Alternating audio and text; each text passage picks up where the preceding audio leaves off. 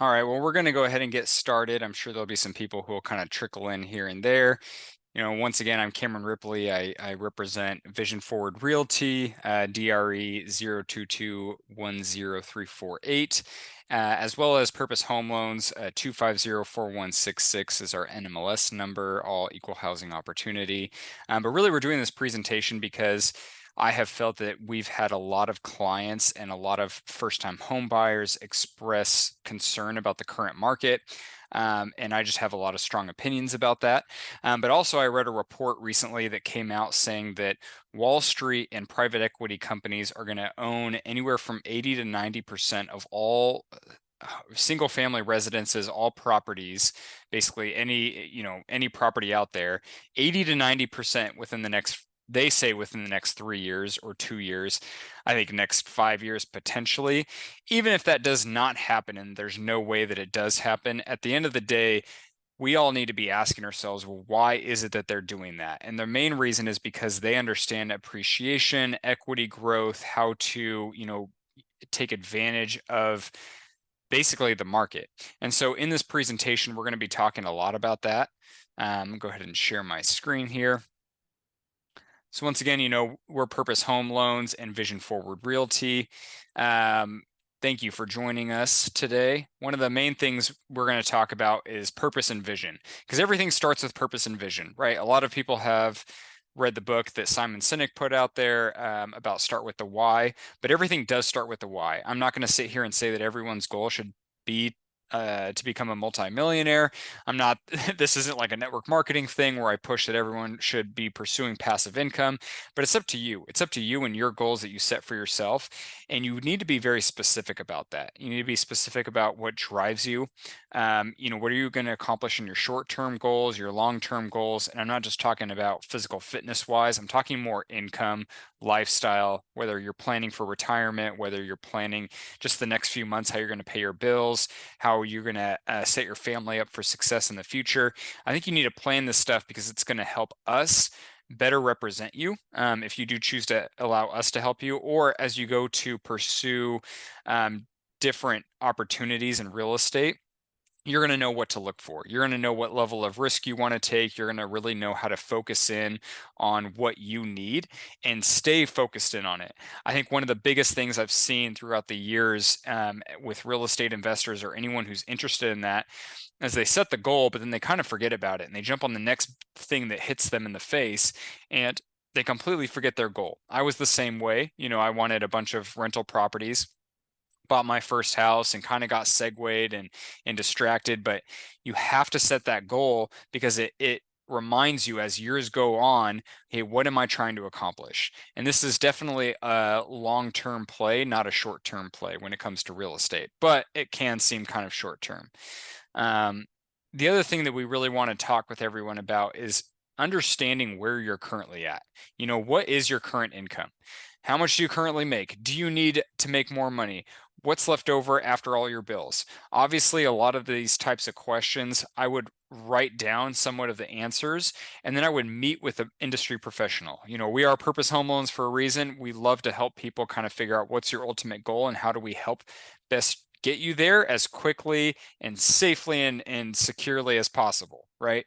And some of our clients, they think that they need to make more money. They think that they need to save more money, And a lot of times we can sit down with them and show them how they can take whatever they currently have, maybe save a little bit more, and then use equity and leverage equity to accumulate more. And we're going to talk about some specific examples as to how to do that. And we're going to do some deal analysis in our local market. But one of the main things you really want to look at too is, hey, where am I at? How much money do I currently save? Do you have extra money that you're putting into retirement? You know, what what are your options that are available? Do you already own a house? Do you have equity in the house? What is the time that you have available? Vision Forward Realty also offers property management. And sometimes people will look at different deals, or they start to look at deals and they get really excited about real estate and they realize it is a full-time job to sit and evaluate deals. It's a full-time job to have to put offers together. where you're trying to get a deal, you submit the offers, they get rejected. And if you work with a professional and you're honest with yourself of what your time commitment really looks like, I think it's going to better help you, right? When I bought my first house, I wanted to fix and flip it myself. And then I had my first child.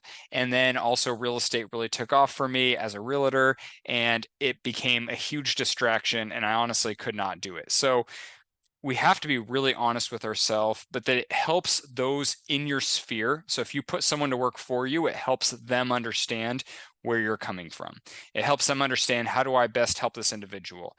If someone came to me and said, I have no time to look at deals, but this is really what I want to accomplish, I'm going to say, okay, I think that this is the areas we need to be looking at and the types of houses. I'm going to send you those houses specifically, or those deals specifically. And then let's set up a time, a specific time every weekend or every other weekend to go look at these deals. Versus sometimes people are very flexible and they can just sit on Zillow or whatever, LoopNet, and they're just evaluating things themselves, but then they need someone to make the arrangements for them, right? We need to figure out what is best for you. And that starts with you being honest with yourself and then setting up a time to talk with us. Some of the key terms and misconceptions, this is always something that we have to start off with. So first of all, obviously this presentation is made for first-time home buyers as well as seasoned investors for a reason. We start with equity. Equity is literally the difference between what you owe and the current value of the house, but it's unrealized. So this is not free money. I get that there are a lot of seminars out there and they have their reasons why sometimes that they say this is free money that you're sitting on. But for my purpose and the way I like to look at it is, it's not free money, but it's unrealized money. It's unrealized potential that you could have in something else if you strategize properly. But you have to be careful with it. It is not free money. And I do think that's incorrect to say that. But I think a lot of times people forget how much equity they have and how they can use that to their advantage. To the right of the screen, we have appreciation. People forget so much about appreciation. We get so many first-time home buyers and other buyers who will tell us, I think I'm going to sit back and get an apartment to save money because right now my mortgage payment is going to be so much more than how much I'd rent. I might as well save the money for a good down payment. But what they also forget is it's the price that you're going to pay by waiting, because appreciation is natural. Appreciation always goes up. Right now, the current statistic is around 7% for our area of California for appreciation. We look at it from a 10-year or a 5-year standpoint. You may have some years where it grows by 10% and other years where it only grows by 4%. But on an average basis, it's around 7%.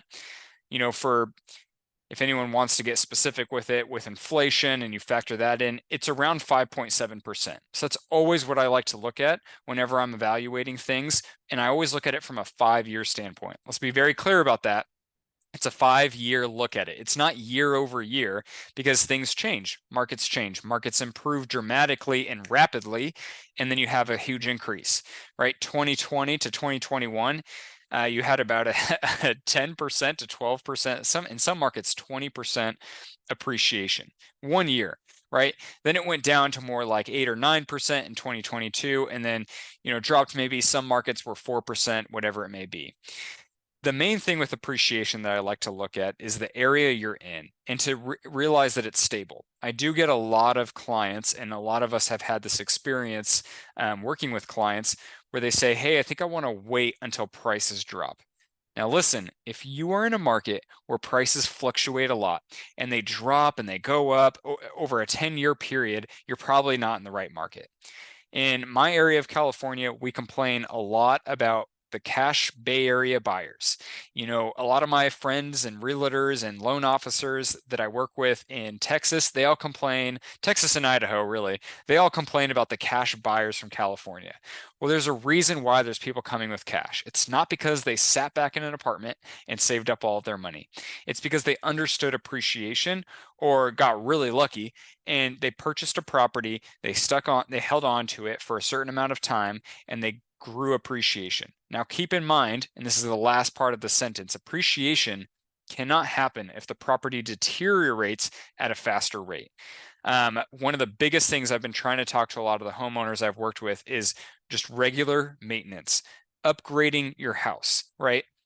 I think it's great that you're paying off your mortgage. I would put less money towards paying off your mortgage and more money into maintaining your house and keeping it updated, because yes, you could have 5.7% appreciation, but if you have a house that has a leaking roof, a lot of pest work around it, whatever it may be, a lot of problems, it needs a new water heater, you're going to quickly lose your appreciation, not just because it's the cost to replace that stuff, but because you're going to freak out a lot of buyers, and then your buyer pool is going to go down. The more updated you can keep your house, the higher your appreciation can be, right? I'm going to drop right down to the bottom right of the screen. So building equity. Building equity is different than appreciation. It's different than um, paying down your mortgage. I think it is great that you're paying down your mortgage, but building equity is adding value to your property, right? It's making sure that I'm in a good area, because I can't necessarily change the area, but I can change the house. And so a lot of times we'll get people who may not have a lot of money to put down, or may want to save their money for putting instead of putting it down, because they're looking in an area where there's a lot of houses that need updating. So they decide, instead of putting 20% down, I'll put 15% down. That 5% on a $500,000 house is $25,000. And so I'm going to put that towards the house, and I'm going to build equity. I could always refinance later and remove something called, to the bottom left of the screen, mortgage insurance. So PMI, with different loan types, it's something different, but essentially it's a way for the bank to protect themselves in case you default and they need to foreclose on the house. That insurance will cover the difference if they sell the house for less than it's worth. So PMI, the thing is people get very freaked out about it. And we do get a lot of customers who say, oh, you don't want PMI. Now, it depends. And it really depends on the market, and it depends your current situation and what your plans are with the house. Because if you came to me and you said, I'm going to buy a house that needs a lot of updating and I want to be able to put money into the house and build equity, I'm not going to tell you to put 20% down, because that makes no sense. Yes, the PMI could be high, but what if you put 10% down? Sometimes 10% down can get you PMI of maybe $100 a month, $60 a month, $70 a month. I've had clients that wanted to put 15% down instead of 20, like I said, save the 5%, and their PMI was, I think it was $50 a month. So $25,000 is what they got to keep in their pocket. And I mean, when you're saving $50 a month, it takes a lot of months to save up 25,000. Plus, they added value in their house. And you got to remember that when you build equity, by adding, let's say I renovate a bathroom, your money compounds, right? The cost of, unless if you way over renovate it, but most people don't, the cost to renovate something exponentially increases or dramatically increases the value, because a lot of people don't want to go through the work and hassle and the uncertainty of the actual cost of renovating a bathroom. So when you renovate your entire house and finish the renovations, the cost of it and the value increase is very different. Usually there's a much bigger increase in value than the actual cost of the project. So once again, this is kind of how we strategize with people. And we're going to talk specifically some examples here coming up. Your cap rate or your cash on cash return. So cap rate is the capitalization rate, which is it's dividing the annual net operating income by the purchase price or the current value. But that's it. It's not a huge indicator of the value. And we do find that a lot of investors or people who are looking to become an investor get very caught up with the cap rate, and they forget about things like cash on cash return. Like, if I take money and I put it in, how much of a return am I getting on the cash I've invested? Because not everyone's paying cash for a house, and so the cap rate can change. Like I said, if I put 20% down on a house with a certain interest rate, well, what's my return on that cash? And that's why you meet with a mortgage professional to really evaluate the cash on cash return and capitalization rate. But both are going to be based on your goals. Most of the time, we start off by looking at upside potential. If you go to the top right of the screen, because when people are starting off, you're looking to find ways to build it. You didn't win the lottery or go and sell a company for millions and millions of dollars. And if you did, great, then we're going to look at your cash on cash return. But for most people, they need to look at the upside potential. They need to look at, in the next 5 years, how am I going to get this property to a point that I can either sell it, refinance it, or 1031 exchange it to something else, but I have so much equity that I have passive retirement. To the bottom right, is it really passive income? You're going to find that there are a lot of very successful people that say there's no such thing as passive income. And I get that there are a lot of programs out there that say passive income. I don't care if you're in network marketing. I don't care even if you're investing a lot into stocks. If you're a private equity investor, I mean, everyone knows that it's not truly passive. At some point, you have to sit down and constantly evaluate to make sure you're getting the return you want. You want to define for yourself, how much of a passive income do you personally want or need? I have clients that are a lot older. And so we may look at a property that has a good cash on cash return, but is that property in a good condition where they can be very hands off? Or should they buy a cheaper property, renovate it so that they don't have to worry about maintenance requests, and they let a property manager take over because they want passive income? Sometimes people need to build a lot of equity, and although they feel like their investment opportunities are not very passive, they're still building equity so that they can eventually 1031 exchange or sell their current property into something more passive. Um, Most of the time when I'm talking to anyone, especially people who are first-time home buyers, or I get a lot of clients right now. We've had it recently where someone says, I don't want to sell my house because I have a 2 to 3% interest rate, but I want to be able to move my kids to a better school district and buy a house there. Whenever we bring up, well, why don't you rent it out? People freak out because they hear about tenant issues. Now, I want everyone to keep in mind, whether you're watching a recording of this or you're on right now, that tenant issues, from my experience, yes, I cannot say that hiring a property manager is going to totally, negate that. But most of the time when you see these horror stories, either the property was already in poor condition and a tenant just came and made it a little worse, or no one pre-screened the tenant. They just took whoever was willing to pay, and they didn't have an application process. Now, when you got a job at your current employer, or if you are an employer, do you just take the first person who walks in the door and says, I want to work here? No, we have application processes for a reason. We're not discriminating against anyone, but I want to protect things. I don't want to find out that you were evicted from a bunch of other properties. I want to make sure that um, my investment is going to be secure.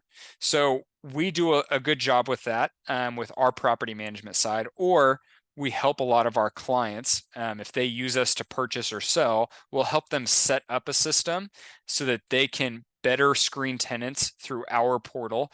And they make sure that they have renter's insurance, background check done, credit pulled, auto payment set up. But there are a lot of great tenants out there.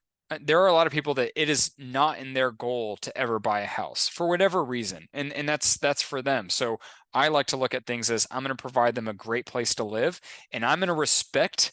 This is a huge one. I'm going to respect the property that I own because I expect them to respect that property that I own. So for those landlords out there who just don't care about their property, they never maintain it, they ignore maintenance requests, just understand that your tenants also feed off of that, and they're not going to respect that property. So hopefully that makes sense.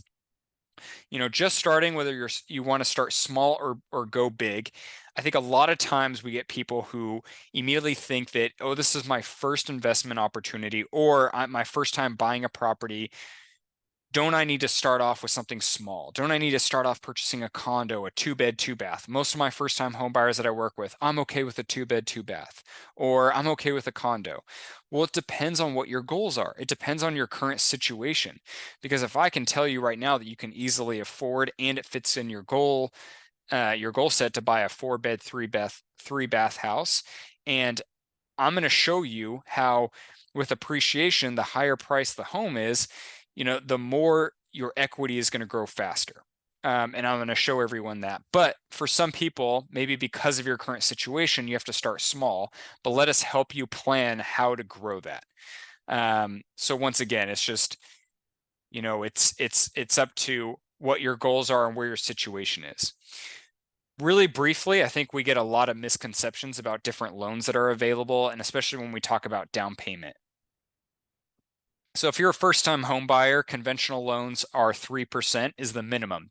When people say, "Oh, I want to take advantage of my first-time home buyer benefit," that's your benefit, is that you have really high mortgage insurance and you can put 2% less down.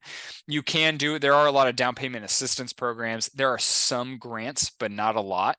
And the grants are very small, but really your qualifications can be a lot less too. There is special programs through Cal HFA, Cal HEFA. You'll hear about that. There's the Dream for All program. I would really talk with someone who understands equity and understands appreciation and understands your goal. Because for most people who really want to, have generational wealth through real estate, the Cal HEFA program is not for them. And there are reasons why, but might as well talk to someone and see if it's a good option or not.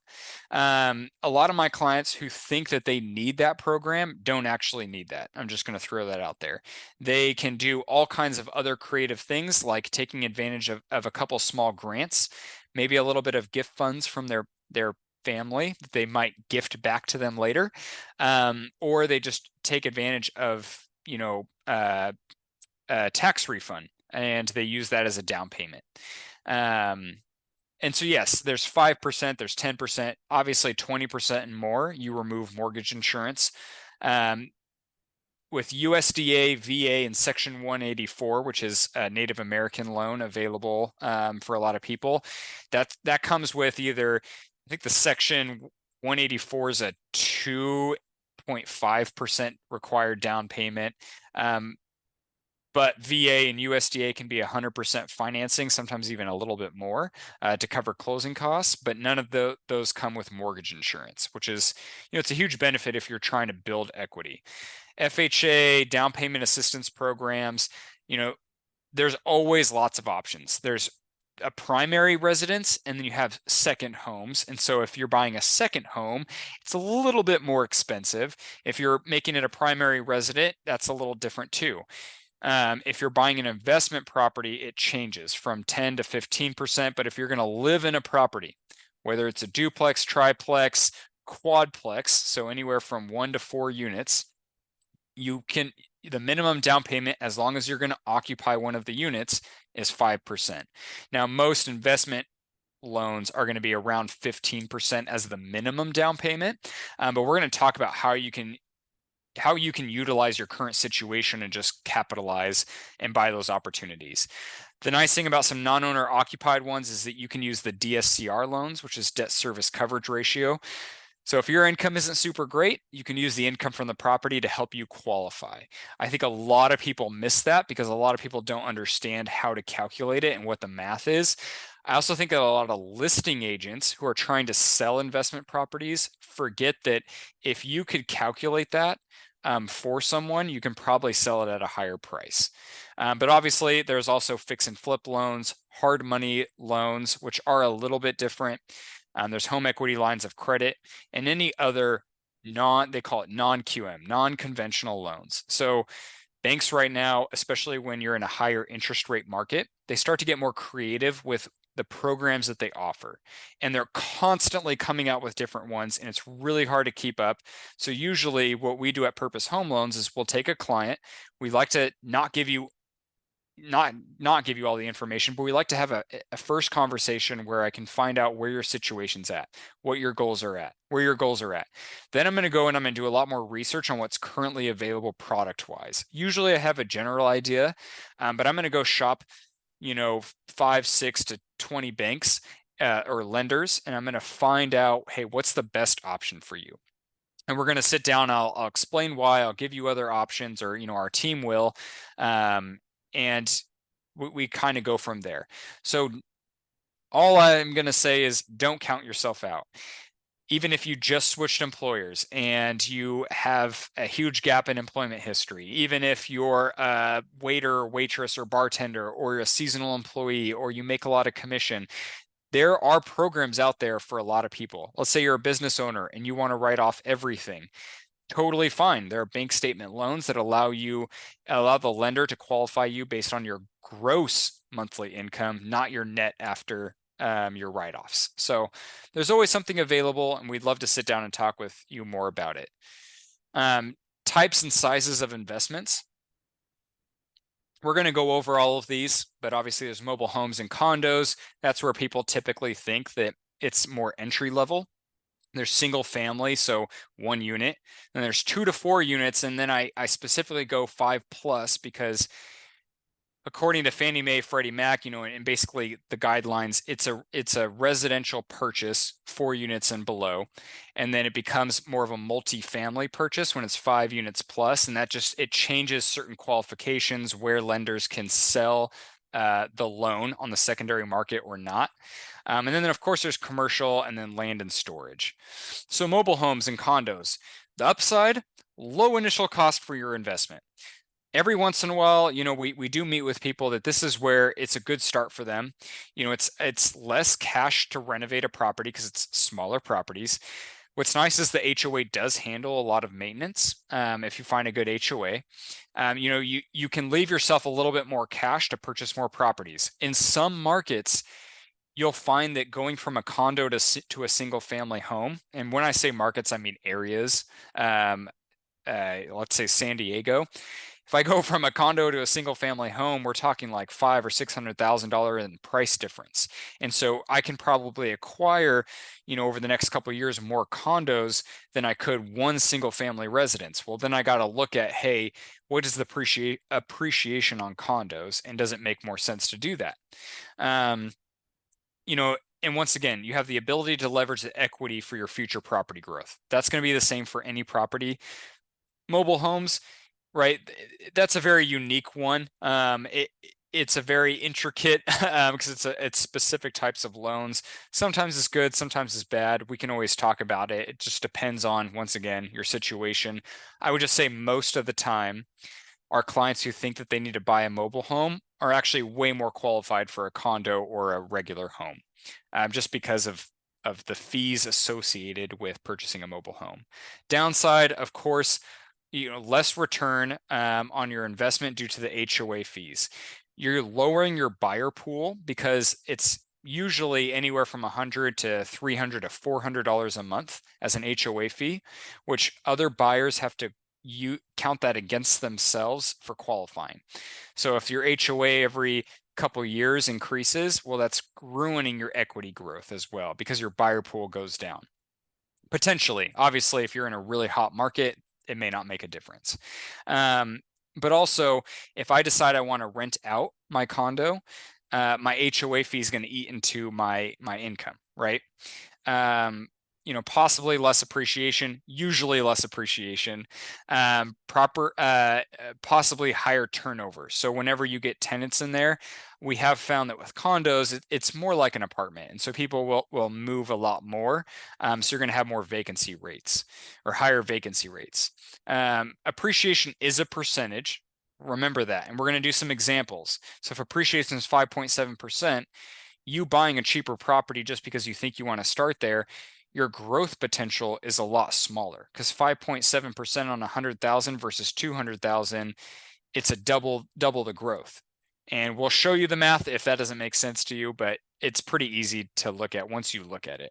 Single family homes, the great thing is people will pay a lot more money if they have a little bit of a backyard and if they have some space. So you have higher rent potential, higher buyer pool when you want to sell, and if you're looking at a value increase, right? Because there are just more people who want a regular home. You have steady appreciation, just across the board, steady appreciation. You possibility to add ADUs and JDUs. So certain times we have clients that need a certain income. It can be a little more labor intensive to find the proper property, but we can always look for some, make sure that we check with the county to see if you can add an ADU, figure out the financing or how much it's going to cost to put it in. And then technically you have 2 houses on 1 lot. And so your income potential can be a lot higher. Just once again, it is a lot of legwork to find those opportunities, but they're out there.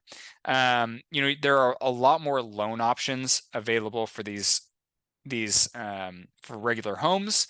You do have a higher tenant pool as well. More people are looking for homes to rent because there are not a lot of homes available for rent.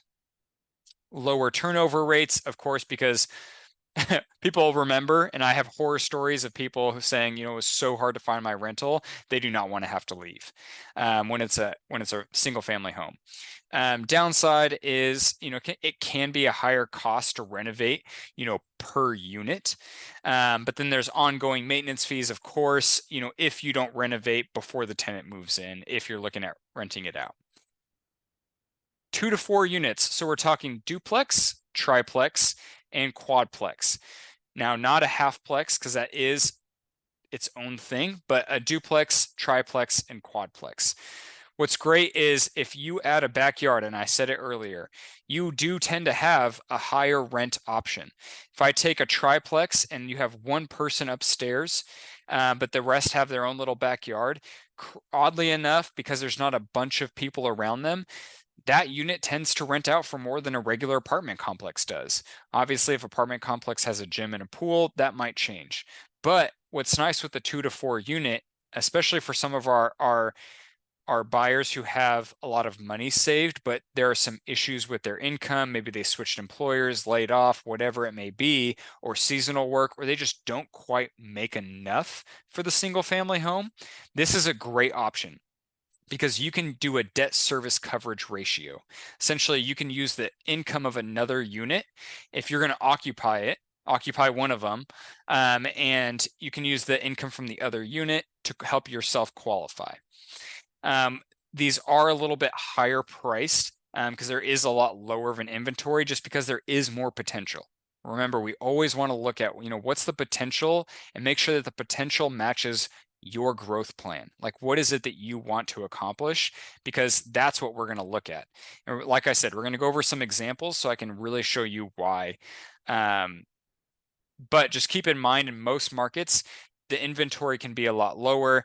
They can be a little bit more dilapidated. I have found that when people are going to sell, especially in California, they've inherited this property or they've had it for too long and they're just tired of the maintenance requests because they never kept it up or whatever it may be. And that's what you're looking to buy. But like I said, there's a lot of upside potential with that as well. The downside is lower inventory. When you're purchasing it, a lot of listing agents will tend to go purely off cap rate, and it doesn't always make sense, but we're going to go over some examples of how you can still grow those opportunities. A lot of it really you have to look at what is my potential to increase the rent or not. And if there's no potential to increase it, then either I'm sitting on a ton of cash and I just want a cash on cash return and I'm going to buy and hold it. Otherwise, I'm going to go look for an opportunity somewhere else. Okay, 5 units and beyond. Okay, some of these are going to be obvious. You're going to need a lot more money to put down. They're going to have a higher cash on cash return because it's more doors, it's more opportunities. I'm going to show you in another example as well. You do have higher appreciation growth because, and same thing going back to the duplex, triplex, quadplex, you can control a bit more of the appreciation growth or the equity growth, right? The total value of the property by controlling the rent. And so when you can increase the rent, when you can increase the operational expenses, if you can make that net operating income, so right, your income after all of the expenses to maintain the property on a yearly basis, if you can increase that, you're increasing the value of the property because you are increasing the cap rate, and therefore, or not increasing the cap rate. Basically, the cap rate it's a multiplier. So I'm going to talk about a strategy here soon on how you can get to these units, but it is obviously something that I think a lot of times people hear and they think that's impossible. But we're going to show how you can take, once again, a 5 to 10 year game plan of how you're going to get there. Downside, of course, lower inventory, higher initial cost, higher ongoing cash to invest, right? If I'm talking about renovating units or maintenance costs, I need to make sure that I have some cash set aside to handle that. Also, just more time to set up. This becomes a business, and it does require some legal resources. Also, less loan options available. Commercial properties, this is a whole nother conversation that we would love to do another class with people. This is more of a business approach. So you're definitely going to have to look at a lot of commercial opportunities as a some type of a business angle. Obviously, you get to pick the tenant based on their how they present their business. And I do find that there are a lot of commercial landlords or even commercial property management companies.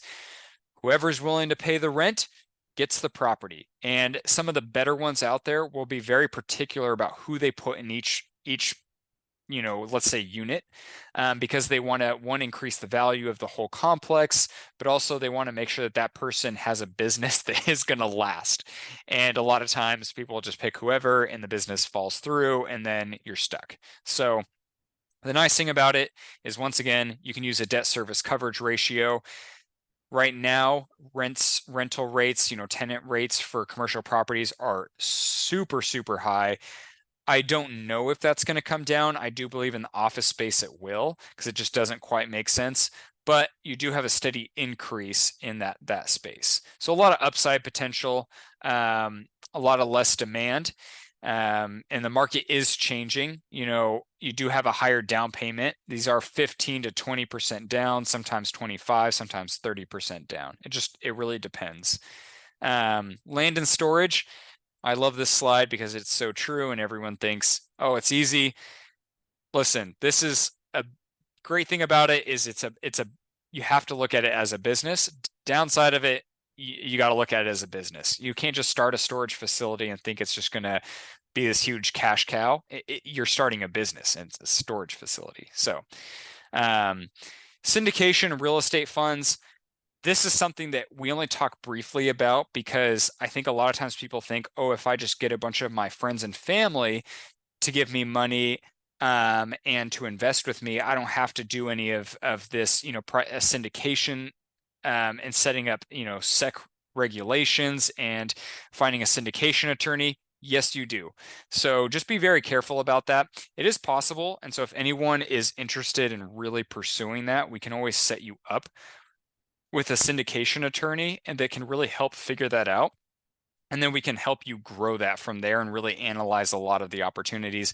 But once again, you're looking at becoming a fund manager, which is a job. So once again, when we're talking about passive income or not passive income, you just kind of have to look at, is this really a passive thing, or am I just trying to grow really fast, right?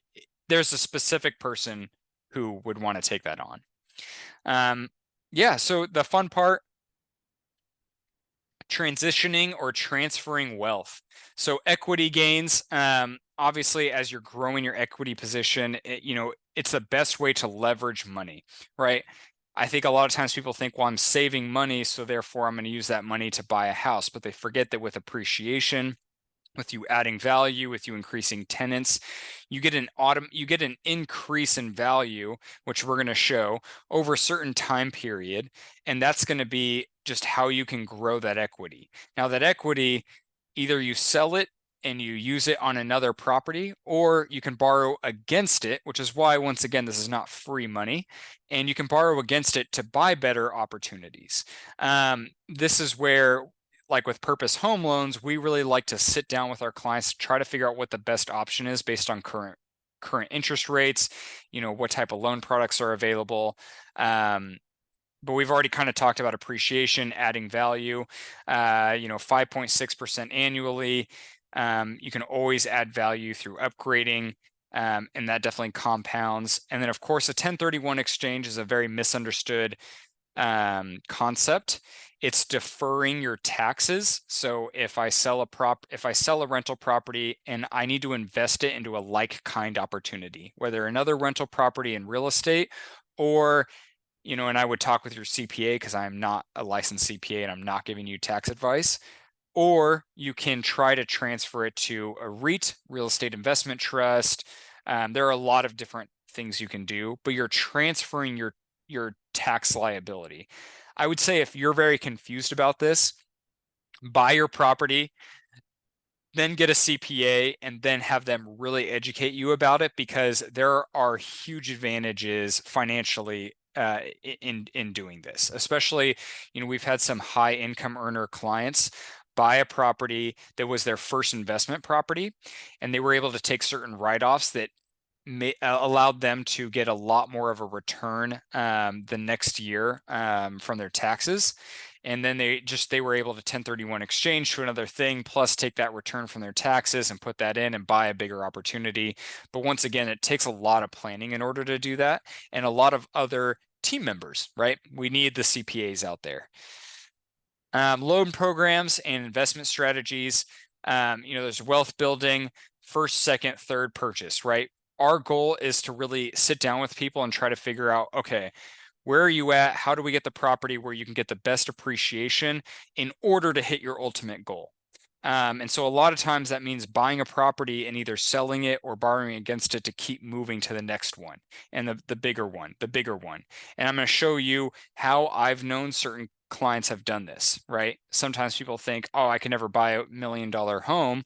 Well, when you start off buying something and you allow appreciation to take effect, you build some equity over time, you can keep upscaling and transferring that equity. And we're going to show you how to do that though. Short-term and long-term loan programs. Once again, this is just evaluating what is your goal. Do we look at a fix and flip loan and then refinance? Do we look at, hey, do you do down payment assistance now so you can start to get appreciation in your home, and then use that equity to put 20% down on your next home or whatever it may be. Also, there are a lot of options right now where even though the interest rate's high, you can get put into a really good position with a lower rate, anticipating that rates are going to drop in the next couple of years and be able to just refinance. Okay, and then product shopping. Like I said, there are constantly new programs that are coming out, and that means loan options for specific borrowers, creative ways to lower your interest rate, creative ways to cover your closing costs, whatever it may be. Let us do a lot of the shopping for you. But it's good to talk with us and to keep in touch with us so that we can keep you updated. Sourcing deals. So Vision Forward Realty, this is what they're really good at and what we're really good at. On market and off market deals. Once you get to the bigger deals, the apartment complexes, the commercial properties, it's a lot of who you know, not necessarily how much you're scanning the internet. Same thing if I'm even just looking at any opportunity. Some of us have been in the industry for a while. Some of us are very familiar with certain areas, and we can really help you figure out, hey, this area has so much more upside potential because I just showed one that was worse, that sold for way more, 2 months ago.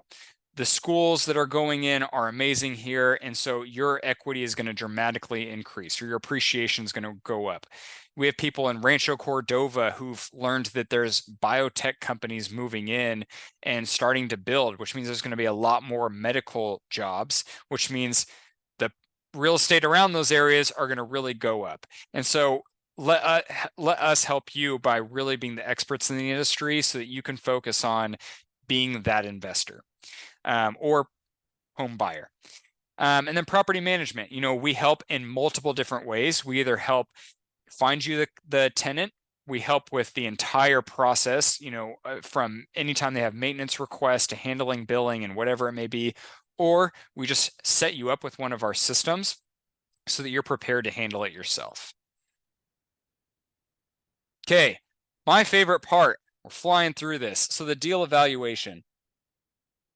This is a condo listed on the market right now. It is listed for $308,000. It's 6 days on market. I try to fit as much as I could in the body without a ton of writing. So 6 days on market. We have found that if a property's been on the market for about 7 days or more with no offers, it's a good opportunity to come in and get a deal. But don't forget that just because someone has listed this property at this amount does not mean that you need to come and lowball them in order to get a deal. We need to look at the comparable sales in the area because we're thinking about future growth here. We're not thinking about the now. People who think about the now say, they fall for the scam where someone says, okay, I'm going to list this property for $350 and let you take it for $325, even though I know all the comparables only support $310, right? Let us look at the deal and say, okay, this has been on the market for a little while, so let's try to get a credit to cover closing costs. But I'm telling you, comparable wise, there are a lot more homes, and in this area, I know specifically, that have sold condos for 325. So you're gonna buy this with a lot more upside potential. But this is a 2-bed, 2-bath, 890 square feet. HOA is 340 a month, pretty common in this area. Based on the pictures, I can tell that it's somewhat updated, but you'd have to kind of see it in person. These floors look like they might just be crappy laminate. I know because I have it in my house, which I want to change out. The kitchen, if I look at the pictures, it's not super updated. The light fixtures aren't great, but this is easy to do things. This is for someone that I think wants to build a little equity, but wants to live in the property. I'm looking for clean, needs updates, but well kept, not, you know, delinquent and dilapidated, because those properties I'm looking for more of a fix and flip type of a loan, right? Something that really needs a lot of help and someone's pretty much going to foreclose and give it to me for nothing because it's in such bad condition. This is a good one for really anyone. I mean, it doesn't really matter, but it just depends on your goal. Okay. The down payment for a conventional loan for 3% down, that's why I put the minimum down payments $9,240. So I think a lot of times people get very confused and they're like, I need 20% down, or I need to save up in order to buy. But I think there are a lot of people out there, especially with their tax return, who can put together that kind of money in a short period of time. It is on the second floor, so just keep that in mind. You're going to have a little bit less appreciation. Now, according to the rental Zestimate, right, we do like to go off of Zillow. Their rental estimates are pretty accurate. When you start to get to duplexes and above, it confuses it with a single family residence, doesn't really recognize that it's a duplex or triplex or whatever. But the Zestimate are pretty accurate because it is pulling from other rentals in the area, and for some reason it gets more specific. Whereas the Zestimate for the value, it's looking at bedrooms, bathrooms, and square footage. It has no idea that this is on the second floor. It has no idea that the HOA is 340, and it doesn't factor that in. So with a rental analysis of $1,900 a month, I mean, that can be pretty good.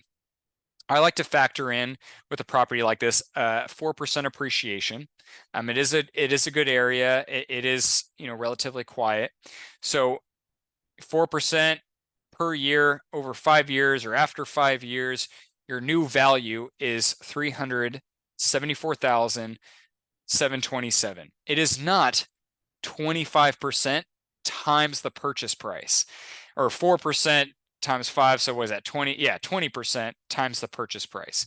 So appreciation is year over year. So it's 4% times the purchase price, add those together, then another 4% times that amount, add those all together, right? And so that's why you're getting to that much equity. So this is what I like to tell people is over 5 years, maybe you haven't paid down your mortgage that much, but you probably have around 10,000 in equity. Maybe you put a little bit of value and you increase the value by updating the light fixtures. You redo the cabinets or countertops or paint them or whatever. You make it more updated and just a little bit more appealing. Put a little bit more equity into it. Don't put extra money down towards your mortgage. I mean, you don't have to, and you can if you want. But you're going to have just an increase in value. Now, instead of saving money every single year to try to get 100,000 towards another house, which you can do that as well, but you're going to have 74,000 in equity. Actually, you're going to have around 80,000 in equity if you didn't pay down your mortgage. So that's how people can then transfer that to something else. I looked at this other home. This is close to my house. This is in Roseville.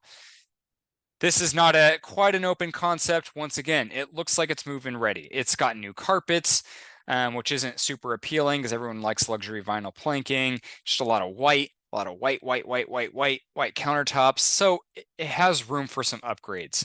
It has this weird backyard where the garage is in the backyard on the wall. I don't understand that.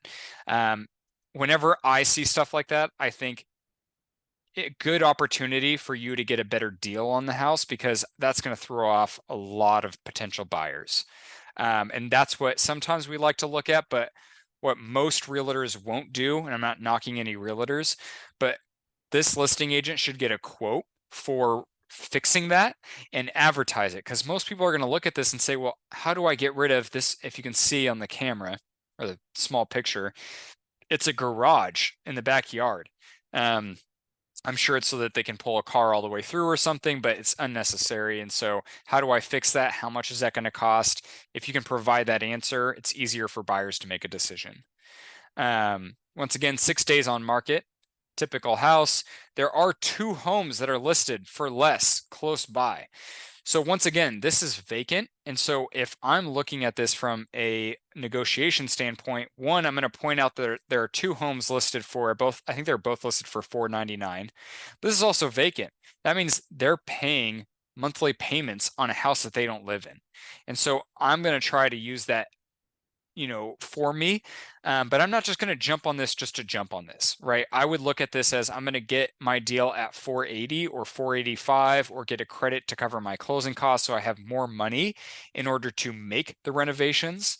But if I don't get the deal, I'm going to walk away and go for something else. And that's where I think a lot of home buyers make a huge mistake is they either want to get a deal when the listing price is the deal, or they just want the house, right? And they get too emotional about it. And remember, even though you're a first-time home buyer or you've bought before, you're rebuying, you're just trying to live in a house, still consider yourself an investor because it'll help you make better purchasing decisions. But yeah, minimum down payment. So we're looking at the 3% conventional, obviously VA. You could put 0 down. Then there are down payment assistance programs. We're talking 15,300. So even if someone over here bought this house, it might have 4% appreciation annually, but you want to look at that over a longer period of time. So I'm not saying that you wait 2 years and then sell and then buy this house. You might be able to, though. So that's why some of our clients, it's a toss up. We tell them, you buy a house like this, but we're going to time the market as best as we can. So that might be 2 years, you sell and transfer your equity to this other house, or it might be 3, or it might be 4, or you might have to wait the full 5 years. But you can transfer the equity and you can purchase this house instead of saving that amount, or a lot of people can save that amount. The rental Zestimate is $2,500 a month. That actually kind of blew my mind. And I did look and verify that there are a lot of active listings similar to this for $2,500 a month. So average appreciation in this area specifically, 5.7%. So after 5 years, remember, we're looking at an increased value of $672,890. That is a huge difference from 510. If I go back to this house, it wasn't that big of an increase. Well, why was there such a big increase here? Because the more money, and it's expressed as a percentage, just the higher equity and higher appreciation increase. Appreciation percentage-wise is the same, but when something costs more, you get more appreciation growth. That's why the Bay Area buyers who are paying cash for our homes, they have that. It wasn't that they just sat and saved. It's that they knew that even though I'm buying $1 million condo, appreciation up here at 5.7% is a lot of money over 5 years, right? So here's another one. So this is a good one because I find that a lot of times investors want to buy these houses. They want to buy the small ones that might seem a little crappier because they think, oh, that's going to be a rental. Keep in mind, like I said, there are a lot of people that maybe they had their identity stolen and they have really bad, they just have a bad situation with their credit or whatever it may be. They just became self-employed and they make a killing, but they just want a really nice house to live in. Some people just don't want to have to buy for whatever reason. And so some of these houses have huge rental market options for you. And when you keep it renovated like this, when you have things that are really nice, people will take care of it and they'll treat it well. It's also more important that you screen those tenants because obviously you don't want someone to come in and trash it. But don't think that just because I have a tenant, I need to have something crappy because they're going to destroy it. And because I do not agree with that at all. But this one's listed for $785. I do think the value's there. I was surprised that it hadn't sold. I'd have to really see the property in person. This kind of looks a little outdated, so maybe that's why. But 4-bed, 3-bath, minimum down payment, so 3% down. This one's a little tricky because you're starting to get to if it was listed at 790 or I think once it's listed at around 800 or 795, you can't really put 3% down because it becomes a jumbo loan. And your interest rate's going to be a lot higher and the requirements are a lot higher. So minimum down for this one specifically, you're hitting that threshold. So 3%, 23,550. Rentals estimate 3,197. Appreciation over 5 years at 5.7%. We're talking $1,035,000. So that's a huge increase. That's a huge difference, right? This is why I try to, with certain people who aren't trying to be, they're adamant that they don't want to deal with any renters or anything like that. This is still where you start somewhere. This is why our seminar is good for first-time home buyers, people who haven't bought in a while, and seasoned investors. Start somewhere. Let the appreciation, let the amount of care you put in your home work for you, and let that equity grow, not by you paying down the mortgage necessarily, but by appreciation and building equity. And that way you can keep transferring that equity and upgrading your house. This is an easy way, especially if you started over here and I transferred, this equity to this property, then transferred that extra equity to this property. I might still have a very similar monthly payment from the first property. But going to more of our investor strategies, so people who are really trying to build bigger wealth, duplexes. So this is a duplex that's listed on the market right now. It's got some work that it needs done. Someone did inherit this, and so it needs some updating. Like there are rugs pulled to the side. I found this one really interesting because it seems very beat up. And then I looked at the current rent, and it's $3,350 a month. Let's go back to the single family residence. 3,000 is the Zestimate, 3,197. You might be able to get a little bit more because there's a pool. I'm not too sure. But this duplex currently is pulling in that much money as long as they're not lying. But it's listed at $575. So it's 2-bed, 1-bath in each unit. I put the question mark because for some reason they don't know the square footage. I blew my mind. I don't understand how they don't know that and they can't just do a title report. So when I look at stuff like that as a realtor and I'm working with my client, I'm going to tell them, hey, listen, I don't think they understand the opportunity they have. These are the whopping 4 whole pictures they have. I think that there's a lot of room for you to come in and get a better deal. But also, I'd be a little cautious. There might be more problems hidden within these walls. But that's just a conversation we like to have for little things like that and the crappy pictures. But minimum down payment. So if you're going to occupy the property, it's still 5% down. Duplexes are a little weird. You can get away with some things. If VA, still 100% financing is fine, but usually it's around 5% down, so 28,750. So we take my condo owner over here, who bought. They waited 5 years. They decide, you know what, I'm going to keep my condo, or I'm going to sell my condo and I'm going to buy this duplex. I'm going to live in the other side.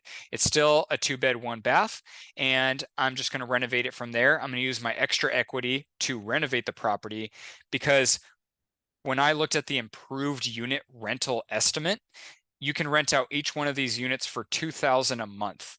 So when you analyze the cap rate, that's the current capitalization rate. They're selling this at a 6.99%. Now, I could totally ignore the purchase price and understand that, hey, if I have upside potential, so I have a chance to increase the rent, then I know at 6.99%, if I increase, so essentially what you do is you take that annual, obviously it's supposed to be net operating income, and so there's other things you'd have to factor in, but for the sake of this presentation, we'll just keep the math simple at gross income. If I did a gross income analysis of, so that's 4,000 a month times 12, multiply or divide that by 6.99%, I have increased the value to $686,695, right? I don't even have to necessarily wait my 5 years. Obviously, as time goes on, there is more appreciation, similar to a single family house or a condo or something like that. But I can build the appreciation myself. I can expedite that time period by increasing the rent. If I go to this next one, so this is a triplex, this is a fourplex. It's listed in Citrus Heights. It is listed for 84,000, 840,000. Two bed, one bath in all of the units, and they're all at $798 per square foot.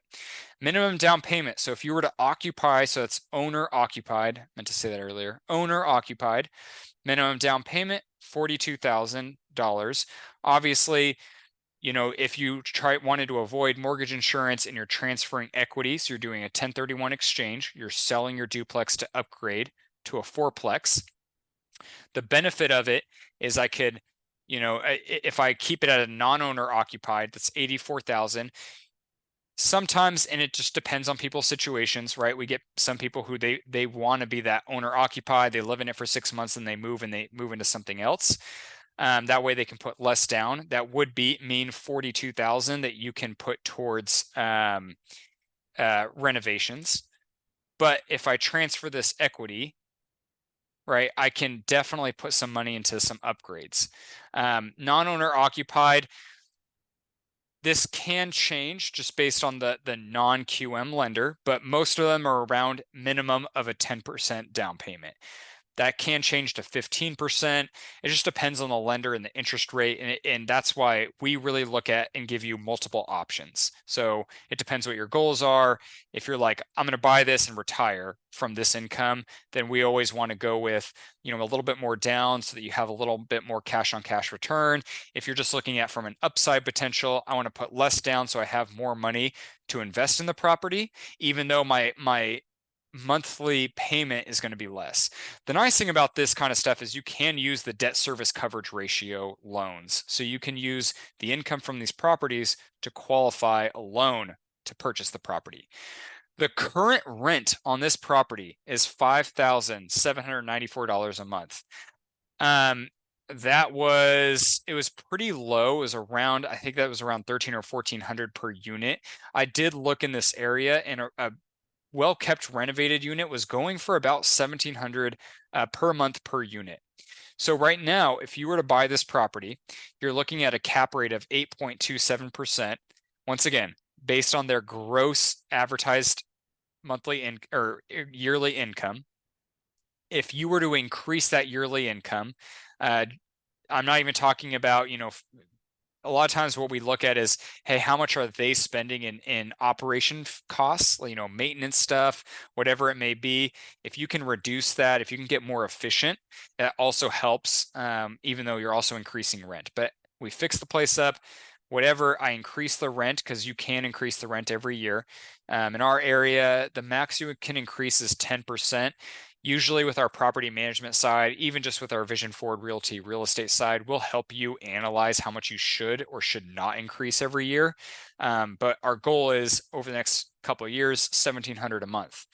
That means that with an 8.2%, 8.27% cap rate, I've increased the value to $986,698, right? Big jump. I now have over, what is that? I have about $200,000 in equity after my down payment, plus any extra appreciation. I'm just talking about growing it based on increasing the monthly payment, not just increasing the value in the property.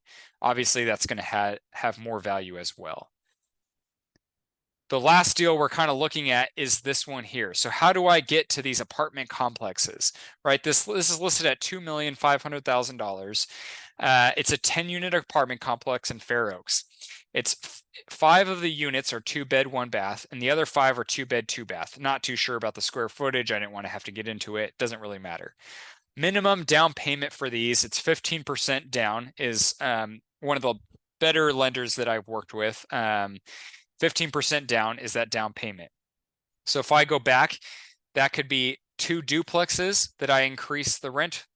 That's 1 duplex and 1 condo. That's 4 houses. This is how we can help you create strategies, but every strategy is specific to every person in their current situation. But if this is your goal to create huge wealth, this is how we can help you. This does become more of a business, right? So their current gross, I just like to look at that for the sake of this, gross rental income. Because the problem with looking at net is I want to look at why is their net operating income their net operating income. And sometimes you'll dive into it and you'll realize that's not their actual net operating income. It's actually lower. But other times they're just not operating very efficiently. They choose a super high price property management company. They choose a family member that they spend a stupid amount of money on, and then they have higher turnover and higher gaps between tenants occupying a property. Also, if the units are in poor condition, you're going to have more maintenance requests, like I've said, which means lower net operating income. So we're going to look at gross. So their current gross rent is $150,240 per year, which is about $1,252 per unit per month. With improved unit rental estimates, you can rent out each unit for about $1,600 a month, which would increase your annual gross rent or gross income to $192,000 per year. Right now, this property is being sold at a 6% cap rate. So once again, you take 192,000 divided by 6.6%, so 0.06 divided by, and now your value is $3,200,000. That is, a lot bigger of an increase. I've known many people who bought an apartment complex, did this, and that was their first $1 million deal and sold it. Obviously, you can't just sell it and pocket that cash because you get capital gains, but there's different strategies you can take. This is what a lot of real estate investment trusts, a lot of companies have made this their business to do, to buy properties like this, to fix them, to renovate, to increase the rent, to increase the operational cost, and sell them as a business. The nice thing about that is they kind of show you how to do it as an example. You can definitely look at a lot of other apartment complexes in the area, see how they operate, and do the same thing. This isn't like you're reinventing the wheel and recreating a whole new product. This is just something that is very doable, but it's based on your goal. Sorry if you hear my baby yelling in the background. She's ready to play with Dada. So this is how we help create your wealth growth plan, right? We look at a lot of these opportunities, and we try to build based on whatever your goal is. This apartment complex is for a lot of people is not their goal, but they want to be able to leave their family something. They want to be able to have a lot of equity and appreciation for when they do retire and get old, because they did not save enough for retirement. And so they want to be able to borrow against that equity or do a reverse mortgage if they needed it. Sometimes people, they just want a little bit extra passive income, whatever it may be. But really, we want to meet with you and help build your plan, because as you've seen or as you're watching this, it gets very complicated and everyone is very specific, and we love taking the time. So whoever invited you, whoever showed you this video, whatever it may be, please schedule time to talk with them. You don't have to just email us, but if you want to email us, feel free to. Otherwise, we'd love for you to plug in. We're going to do another one of these in about a month. We'll analyze more deals and get more specific with certain things on the market. That way we can best help you. And also, please feel free to email us if you have anything specific you want us to talk about. Otherwise, thank you very much for joining. I'm Cameron Ripley, and have a good night.